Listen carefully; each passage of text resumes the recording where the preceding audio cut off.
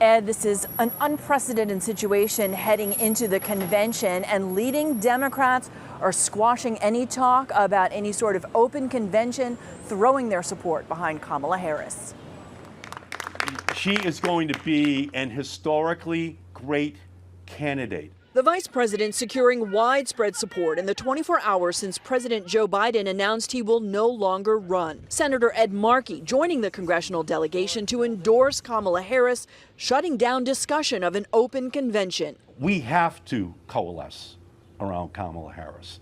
We have to have every delegate in Massachusetts say today they're on board. Paul Pizzella is one of the 116 delegates who will choose the Democratic Party's nominee at the convention next month. I think she gives us a chance to beat Trump. He describes reaction to the Harris candidacy as electric. She energizes the base of the party, which is African-American voters. I think she brings back young voters that we were losing. Vice President Kamala Harris is an absolute force to be reckoned with. Delegate Ella Hogan will take part in her first convention, already an unprecedented one.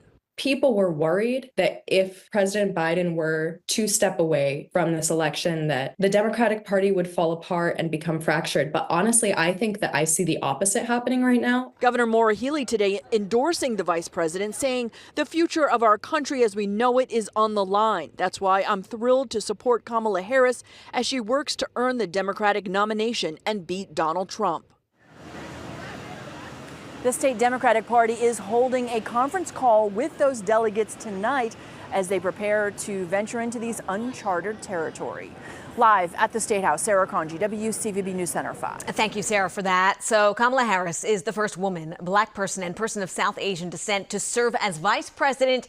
If she does become the nominee and if she wins in November, she would be breaking more barriers. Of course, our Danae Bucci speaking to local community members about what it all means. Danae.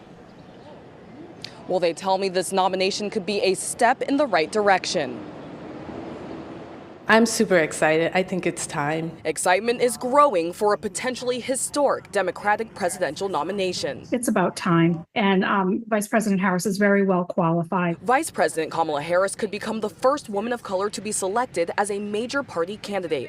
But more than that, Erica Madison says Harris is qualified for the job. It's important to look not just at somebody's gender, but at their overall lived experiences, their qualifications, their policy agenda, their leadership capabilities. Laura Pellegrini with the Massachusetts Women's Political Caucus is looking forward to potentially seeing a new perspective brought into the race. Women are educated to the same extent as men, but yet we don't. We still see a disproportionate amount of men in politics and government. And I think when women are at the table, how they prioritize issues are different. And for Pellegrini, women's reproductive issues are at the forefront. This is probably the most critical election of my lifetime. And I think that people really need to tune in and understand the issues. Harris was a senator, attorney general, and district attorney before becoming the vice president. The people I spoke to say that's the perfect background for someone they would like to see become president. We're live in Boston. Danae Bucci, WCVB News Center 5. The assassination attempt of former President Donald Trump on July 13th is the most significant operational failure of the Secret Service in decades. That is the head of the Secret Service speaking on Capitol Hill 9 days after former President Donald Trump was shot. Mr. Trump should have had top-level protection as a nominee for president and a former president. Our Jessica Brown is in the newsroom following today's testimony. Jess. You know, Secret Service Director Kim